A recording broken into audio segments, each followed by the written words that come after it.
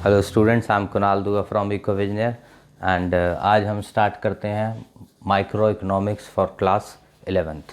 अब देखो, सबसे पहले हमें ये समझना चाहिए कि इकोनॉमिक्स है क्या चीज़, इसकी ज़रूरत क्या है, क्यों हम इसको पढ़ें। तो जैसे हर सब्जेक्ट की अपनी एक ज़रूरत होती है। जैसे हम कहें कि आपको मैथ्स क्यों आनी चाहिए, बेसिक मैथ्स प्लस माइनस ये सब, कि आपको रूटीन में ट्रांजैक्शंस करनी है, कुछ सामान लेना है। मान लो आपने ये पेन लिया है, मान लो 15 रुपीज़ का, और आपने उसको 20 रुपीज़ दिए हैं, तो आपको इतनी बेसिक मैथ्स आनी चाहिए कि I have to collect 5 rupees back. तो अगर मुझे ये बेसिक प्लस माइनस ही ना पता हो तो फिर मैं लाइफ में ट्रांजैक्शंस नहीं कर सकता। तो ये होगी हमारी बेसिक मैथ्स। ऐसे ही मन में डाउट आता है कि हम लैंग्वेज क्यों सीखते हैं। जैसे मैं अभी हिंदी बोल रहा हूँ, कोई इंग्लिश बोल रहा है, कोई अपनी पंजाबी बोल रहा है, कोई तमिल बोल रहा है, कोई ना कोई लैंग्वेज सब बोल रहे हैं। तो क्यों बोल रहे हैं? ताकि हम एक दूसरे को अपनी बात समझा सकें। तो लैंग्वेज का अपना फ़ायदा है कि हम बात एक दूसरे तक अपनी पहुंचा सकें। मैथ्स का अपना फ़ायदा है। तो इकोनॉमिक्स का क्या फ़ायदा है जो हम इकोनॉमिक्स पढ़ें? क्योंकि ये चीज़ ही जब तक समझ नहीं आएगी तो इंटरेस्ट नहीं बनेगा। और हमारी कोशिश यही रहेगी कि इकोनॉमिक्स आपकी लाइफ का ही सबसे ख़ास सब्जेक्ट बना दें, क्योंकि असल में ये जो सब्जेक्ट है ये हमारी लाइफ से ही जुड़ा हुआ है। ये लाइफ में हमारे कई डिसीजंस कैसे अच्छे ले पाएँ, हम बेटर डिसीजंस ले पाएँ, अपनी लाइफ अच्छी बिता पाएँ, उसी के लिए ही बनी है इकोनॉमिक्स। तो यही इसकी डेफिनेशन है, यही इंट्रोडक्शन है जो मुझे स्टार्टिंग में आपको बताना है, ताकि इंटरेस्ट आपका बन सके। तो देखो, इकोनॉमिक्स है क्या चीज़, सबसे पहली बात। तो देखो, सबसे पहले तो हम ये समझते हैं कि इकोनॉमिक्स की जो मेन बातें हैं, ताकि हमें पता चले ये है क्या चीज़ इकोनॉमिक्स। तो सबसे पहली बात, हम इसमें स्टडी करेंगे ह्यूमन बिहेवियर।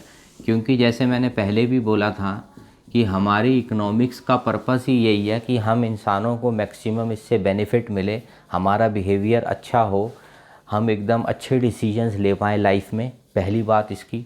दूसरी बात जो है इकोनॉमिक्स की, ये भी मैं इंट्रोडक्शन टाइप बता रहा हूँ कि क्यों हमें इकोनॉमिक्स चाहिए, कि जो हमारी वांट्स हैं वो तो हैं अनलिमिटेड।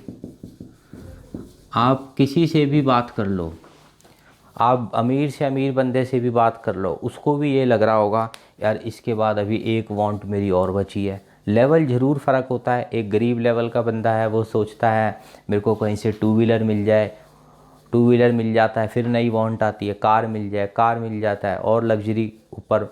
और अमीर से अमीर ले लो, बिल गेट्स ले लो, अंबानी ले लो, उनके अपने लेवल की वांट्स होती हैं। हमें आइलैंड ख़रीदना है पूरा, हमें इतने प्राइवेट जेट्स ख़रीदने हैं। तो वांट्स तो देखो कभी ख़त्म नहीं हो सकती।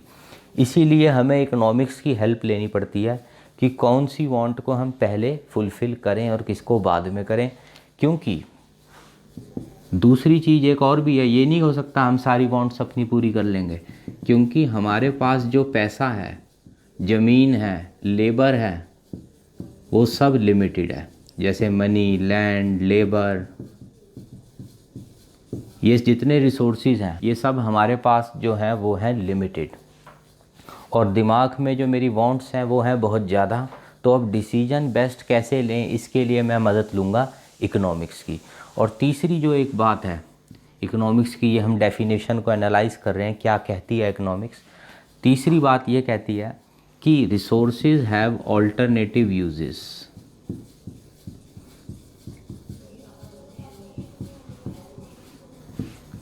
जैसे मान लो मेरे पास कुछ ज़मीन है या कुछ पैसा है, कोई भी एक रिसोर्स ले लूँ मैं, उस ज़मीन के ऊपर मैं कोई ऑफिस भी खोल सकता हूँ, मैं एग्रीकल्चर का काम कर सकता हूँ, कोई स्कूल वगैरह खोल सकते हैं। तो ज़मीन के तो बहुत इस्तेमाल हो सकते हैं, हम अपना घर बना सकते हैं। तो ऐसा नहीं है एक ही बेस्ट यूज़ होता है। तो लाइफ में यानी जहाँ पे कुछ टेंशन आती है दिमाग में, जहाँ हम उलझ जाते हैं, फंस जाते हैं कि कैसे डिसीजन लें, तो वहाँ हमें हेल्प करती है इकोनॉमिक्स। जैसे मैंने अभी बताया कि कहाँ पे इन सर्कमस्टांसिस में रिसोर्स को इस्तेमाल करें, बेस्ट जो बेनिफिट हो, इकोनॉमिक्स हमें सजेशन देगी। धीरे धीरे जैसे जैसे चैप्टर आगे बढ़ेंगे, हम कई टॉपिक्स करेंगे, तो हमें डिसीजंस लेने में, तुम्हें खुद अपनी लाइफ में पता चलेगा यार ये तो इकोनॉमिक्स तो जो मैं पढ़ रहा हूँ नंबर तो स्कूल में दिलाएगी, साथ में मेरी लाइफ के अपने डिसीजंस भी कई अच्छे हो जाएंगे। हम खुद अपनी लाइफ में अभी तक ये सारी इकोनॉमिक्स के कई रूल्स का इस्तेमाल डेली लाइफ में करते हैं। तो इसीलिए मैं स्टार्टिंग में पहली क्लास में ही बता रहा हूँ कि लाइफ के लिए भी बहुत यूज़फुल सब्जेक्ट है ये हमारा इकोनॉमिक्स, क्योंकि सीधा सीधा हमारी अपनी लाइफ से कनेक्ट हो रहा है। तो इसकी डेफिनेशन में ही लिखा है ये इंसानों से कनेक्टेड चीज़ है एक। तो ये तो हुआ इकोनॉमिक्स की डेफिनेशन का एनालिसिस। अब आगे बढ़ते हैं, इसको ज़रा मैं क्लियर कर देता हूँ। अच्छा, कुछ छोटी छोटी बातें ऐसी ओरल बता देता हूँ कि शायद कब हमें इकोनॉमिक्स की ज़रूरत ना पड़ती। जैसे मैंने अभी यहाँ लिखा था अनलिमिटेड वांट्स, तो देखो अगर ऐसा हो जाता कि अनलिमिटेड वांट्स तो हैं पर साथ साथ रिसोर्सेज भी अनलिमिटेड हो जाते हैं। जैसे इस वक्त मुझे मान लो ऑक्सीजन चाहिए, मैं सांस ले रहा हूँ, तो ऑक्सीजन तो मुझे बहुत चाहिए, पर इकोनॉमिक्स नहीं लगा रहा मैं कि कौन सी सांस लूँ, कितनी सांस लूँ, कितने सेकंड लूँ, नहीं, क्योंकि वांट बहुत है पर इस वक्त यहाँ पे रूम में मेरे हमारे आसपास ऑक्सीजन की सप्लाई भी बहुत है, रिसोर्सेज भी पूरे हैं, तो फिर मैं इकोनॉमिक्स नहीं लगा रहा कैसा डिसीजन हो सांस लेते वक्त, नहीं। अभी इस वक्त ही आप बैठे बैठे यहाँ पे सामने 4 सांस में अगर एक्स्ट्रा ले लूँ ऐसे, तो किसी को कोई फ़र्क नहीं पड़ा ना। मैंने इकोनॉमिक्स लगाई कि कैसे करूँ, लूँ ना लूँ, क्या करूँ, क्योंकि इकोनॉमिक्स चल रही है। अनलिमिटेड वांट तो मेरी है इसकी, पर इस वक्त सप्लाई भी अनलिमिटेड है, तो कोई टेंशन नहीं है। टेंशन सिर्फ तब होती है जब चाहता हूँ मैं बहुत ज़्यादा और उसकी अवेलेबिलिटी है बहुत कम। ऐसी दूसरी बात मैंने बताई, रिसोर्सेज हैव ऑल्टरनेटिव यूजेस।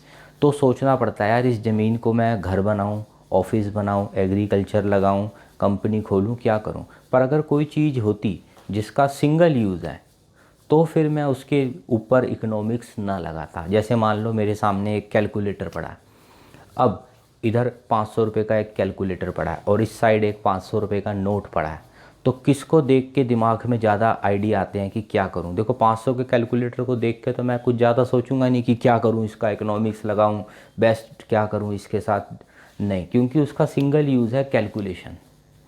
तो कैलकुलेशन करनी है तो कर लो उस कैलकुलेटर से, नहीं करनी तो पड़े रहने दो उसको। उसके ऊपर इकोनॉमिक्स की हेल्प नहीं लेंगे क्योंकि वो सिंगल यूज़ है, हम नहीं उसके ऊपर कमेंट करेंगे कि इसमें ये बेस्ट वो बेस्ट, नहीं। पर 500 रुपये का जो आपके पास नोट पड़ा है उसके मल्टीपल यूजेस हैं। उससे मैं कुछ खा पी के आ सकता हूँ, मूवी देख के आ सकता हूँ, पेन, रजिस्टर, बुक, कुछ छोटे मोटे घर का सामान ले सकता हूँ। तो क्या करूँ क्या ना करूँ, इस उलझन से निकलने के लिए मैं इकोनॉमिक्स के अभी हम कई रूल्स समझेंगे वो मैं यूज़ कर सकता हूँ, क्योंकि जब मेरे पास मल्टीपल ऑप्शन हैं तभी इकोनॉमिक्स की ज़रूरत है। सिंगल ऑप्शन में मुझे इकोनॉमिक्स की ज़रूरत फिर नहीं है। तो ये कुछ छोटी छोटी 1 मार्कर टाइप बातें बनाई जा सकती हैं। अब हम आगे बढ़ते हैं। जो डेफिनेशन हमने पढ़ी इसी को थोड़ा और डिटेल में कैसा क्वेश्चन बनाया जा सकता है। तो पहला क्वेश्चन बनाया जा सकता है,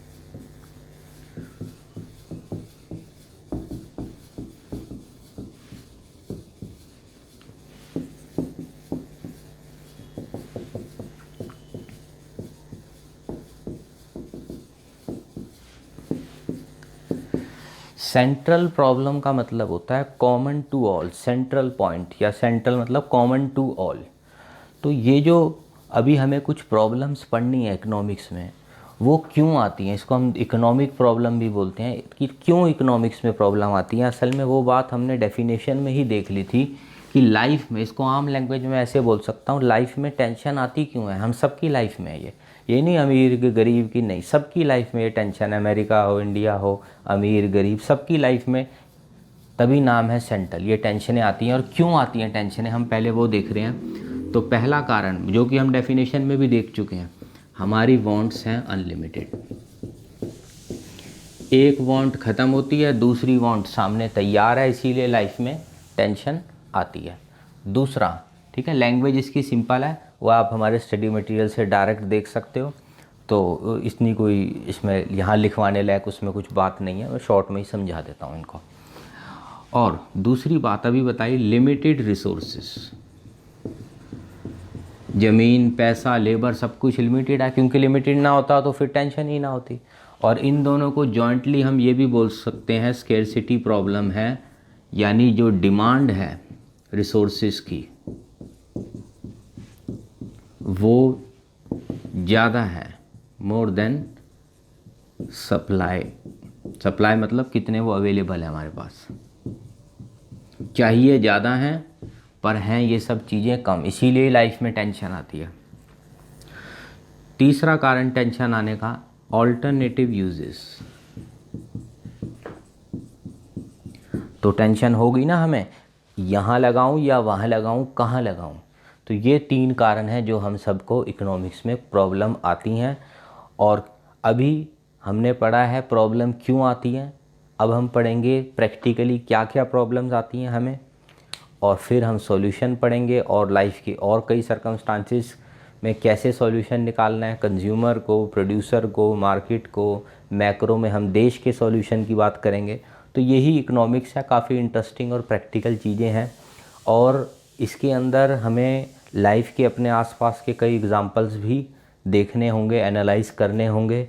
हमारे सिलेबस में हैं, चाहे वो हमारी जो पीएम की पॉलिसीज़ हैं वो हो गई, या और कोई गवर्नमेंट की बातें हो गई, जो मेन बातें हमारे सिलेबस से वो जो कनेक्ट करी जा सकती हैं वो पेपर में भी पूछी जा सकती हैं। तो देखते हैं अगला क्वेश्चन, इसको मैं ज़रा क्लियर कर दूं। अगला क्वेश्चन है टाइप्स ऑफ सेंट्रल प्रॉब्लम। पहला क्वेश्चन था प्रॉब्लम क्यों आती है, अब क्वेश्चन है प्रॉब्लम क्या आती है, या इसे हम बोल सकते हैं इकोनॉमिक प्रॉब्लम।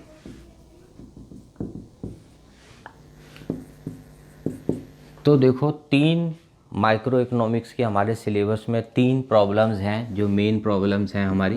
पहली, क्या माल बनाए, व्हाट टू प्रोड्यूस।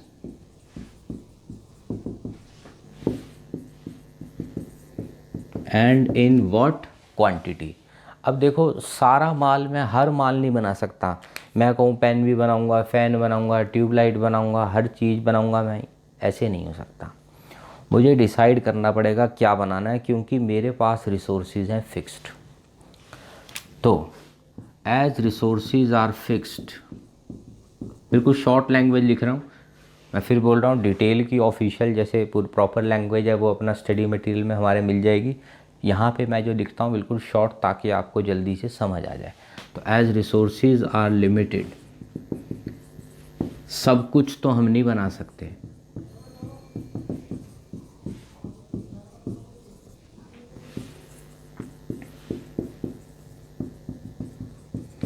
सो हमें डिसाइड करना पड़ता है क्या बनाएं या क्या ना बनाएं। जैसे मैं ये डिसाइड कर सकता हूँ मैं कंज्यूमर के लिए गुड्स बनाऊँ, जैसे पेन, ब्रेड, ये सब, या बिजनेसमैनों के लिए बनाऊँ मशीनें या उनकी इक्विपमेंट्स, ये सब। तो ऐसे मुझे डिसीजन लेना पड़ेगा और उसी हिसाब से मैं क्वांटिटी का भी डिसीजन लूँगा कितनी बनानी है मुझे। तो पहली प्रॉब्लम प्रोड्यूसर के सामने शॉर्ट में मैं लिख रहा हूँ। Second problem, how to produce. अच्छा, कईयों के दिमाग में ये भी आ सकता है भाई कुछ भी बना लो, तो ऐसा जवाब नहीं होता कुछ भी बना लो। हर प्रोडक्ट के अपने फ़ायदे हैं, अपने नुकसान हैं। मान लो मैं गरीब पब्लिक के लिए बहुत लो लेवल की चीज़ बनाता हूँ, सस्ती सी 2-2 रुपये वाले पेन, सेल तो बहुत होगी, 2-2 रुपये के हैं, बहुत सेल होगी, पर उसमें फ़ायदा है तो नुकसान भी है। जो पर यूनिट मार्जिन है वो बहुत कम होगा, तो फिर तभी तो फंस गया मैं, प्रॉब्लम है। क्योंकि अगर किसी चीज़ का एक डायरेक्ट सॉल्यूशन होता तो वो प्रॉब्लम ना होती। प्रॉब्लम मतलब ये भी करो तो दिक्कत, ऐसा करूँ तो दिक्कत, तो मैं फंस गया, क्या करूँ। ऐसे ही अगर मैं सिर्फ अमीरों के लिए बड़े महंगी चीज़ें बना रहा हूँ, मान लो बड़े महंगे पेन बना रहा हूँ, महंगी गाड़ियाँ बना रहा हूँ, मार्जिन तो प्रॉफिट का ज़्यादा होगा बट सेल्स कम होंगी, तो इसीलिए हर जगह हम फंस जाते हैं। इलाज है हमारे पास, सॉल्यूशन है, इकोनॉमिक्स के प्रिंसिपल हैं, अभी हम धीरे धीरे देखेंगे। Second, how to produce. नाम से ही लग रहा है माल कैसे बनाऊं, क्योंकि 2 टेक्नोलॉजी हैं हमारे पास। एक है लेबर इंटेंसिव, यानी लेबर का ज़्यादा इस्तेमाल करूं, या कैपिटल या मशीनों का ज़्यादा इस्तेमाल करूं।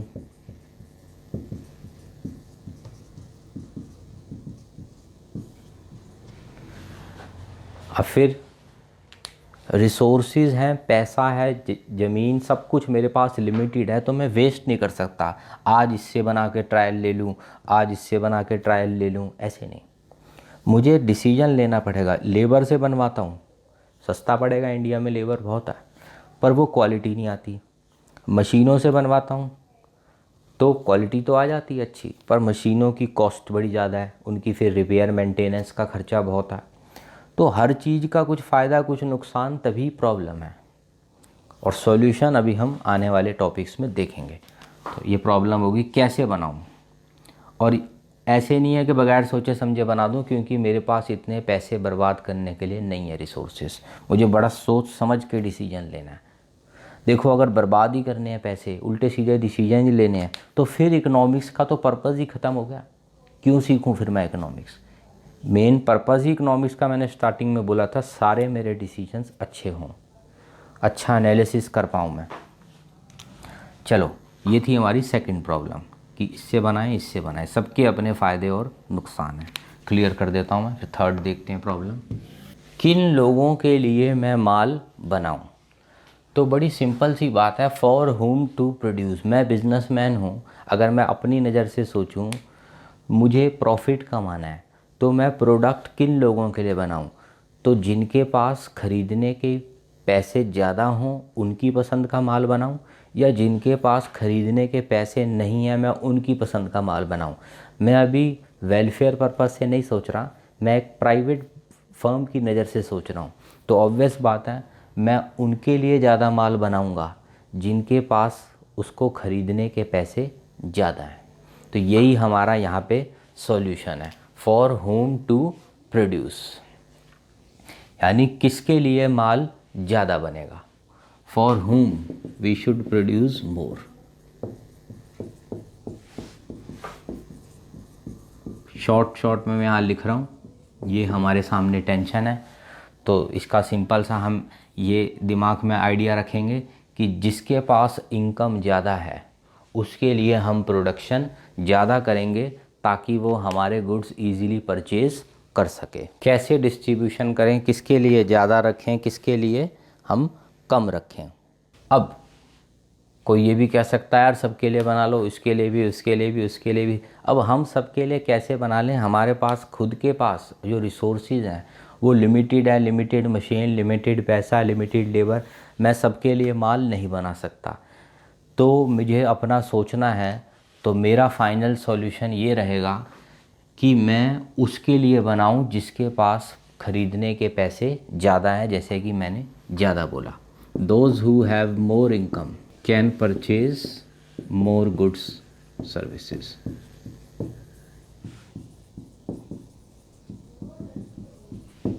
तो उन्हीं के लिए फिर हम ज़्यादा माल बनाएंगे। ठीक है। अब वैसे इसमें एक बात और मैं ऐड कर देता हूँ, हमारे पास 4 फैक्टर्स ऑफ प्रोडक्शन होते हैं, 4 फैक्टर्स ऑफ प्रोडक्शन।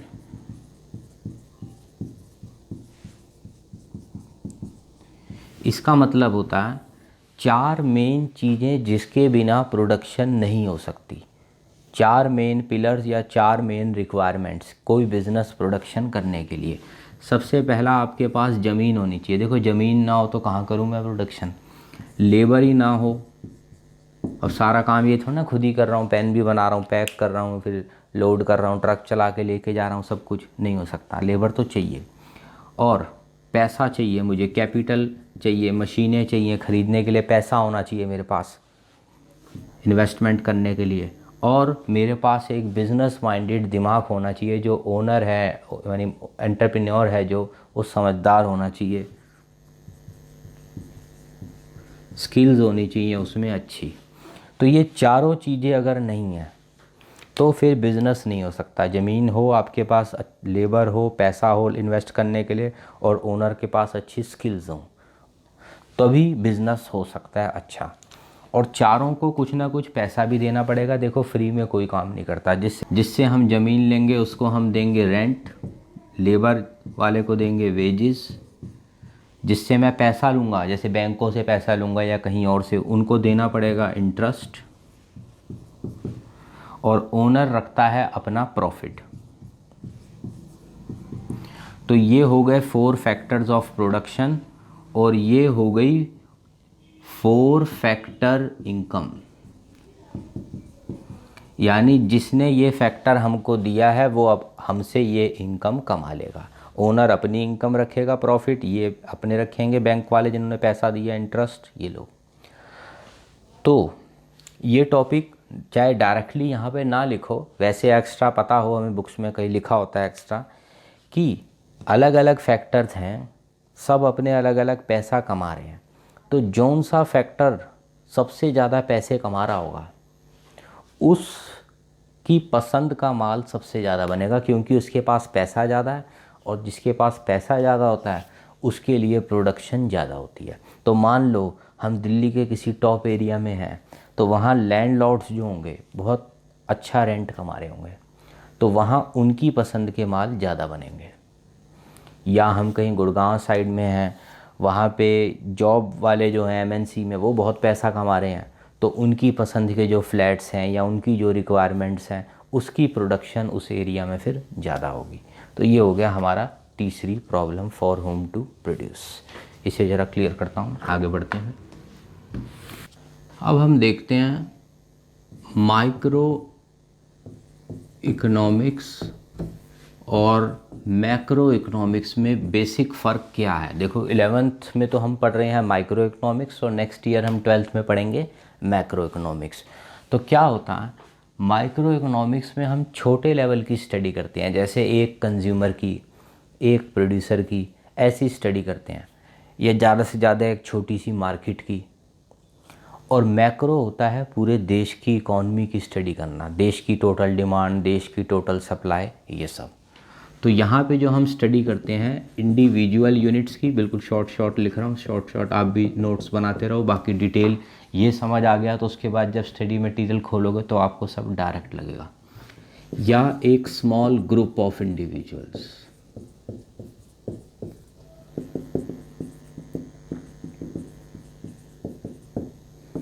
तो सिर्फ इनकी हम लोग स्टडी करेंगे माइक्रो इकोनॉमिक्स में, जबकि यहाँ पे हम स्टडी करेंगे पूरी की पूरी इकॉनमी को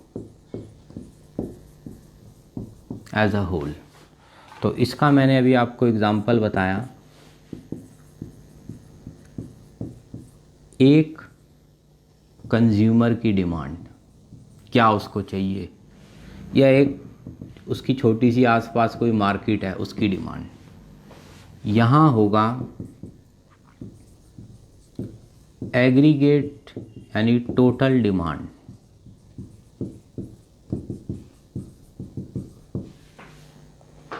ऑफ इंडिया। तो ये एक मैंने बिल्कुल शॉर्ट में अभी आपको एक इंट्रोडक्शन टाइप दिया माइक्रो और मैक्रो में क्या होता है। अब हम आगे देखते हैं, इसे क्लियर कर देता हूँ। अब देखो नेक्स्ट क्वेश्चन है हमारा, difference positive economics and normative economics. तो ये क्योंकि फर्स्ट यूनिट है, हम थोड़ा थोड़ा सबका एक इंट्रोडक्शन टाइप सा भी कर रहे हैं। तो इकोनॉमिक्स का करा, प्रॉब्लम्स का करा, माइक्रो मैक्रो पॉजिटिव नॉर्मेटिव, सबका इंट्रोडक्शन टाइप सा है ये यूनिट स्टार्टिंग का। तो पॉजिटिव इकोनॉमिक्स का मतलब होता है कि लाइफ में हम कई जगहों पे जो चीज़ देख रहे हैं, जो हमको दिख रहा है, वेरीफाई कर सकते हैं, ऐसी स्टेटमेंट्स का जब हम इस्तेमाल करते हैं तो वो टॉपिक हो गए हमारे पॉजिटिव इकोनॉमिक्स। मैं सिंपल एग्जांपल बोलूँ, जैसे इंडिया में पॉपुलेशन बहुत ज़्यादा है, इंडिया में पावर्टी की प्रॉब्लम है, इंडिया में अनएम्प्लॉयमेंट प्रॉब्लम है, तो ये सब चीज़ें हमें दिख रही हैं, हम इसको मेजर कर सकते हैं, वेरीफाई कर सकते हैं। तो ये सब बातें होगी पॉजिटिव इकोनॉमिक्स की, यानी जो हकीकत है। फिर हमारा इसमें क्या सजेशन है या कैसा होना चाहिए था, वो इकोनॉमिक्स भी पढ़ेंगे, जिसे हम बोलेंगे नॉर्मेटिव इकोनॉमिक्स। तो सिंपल बात बोलूँ, पहले हम देखेंगे हकीकत क्या है पॉजिटिव इकोनॉमिक्स, फिर हम उसमें अपना कोई सजेशन देते हैं, तो वो हो गई नॉर्मेटिव इकोनॉमिक्स। तो स्टार्ट करते हैं। First point, it tells what is, सबसे सिंपल लैंग्वेज में ये बताता है क्या हमें दिख रहा है, व्हाट इज, और वो क्या बता रहा है हमें, व्हाट शुड बी। यहाँ हम स्टडी करेंगे व्हाट शुड बी, यानी ये तो हो गई हकीकत की बात, ये हकीकत है, सिंपल लैंग्वेज बोल रहा हूँ, ये क्या होना चाहिए था। सेकंड, इसको हम वेरीफाई कर सकते हैं, क्योंकि ये हकीकत है, हमारे पास इसके डेटा है वेरिफिकेशन के लिए, ये तो सिर्फ मेरी सलाह है, it can not be verified. जैसे मैंने बताया example, India has unemployment problem.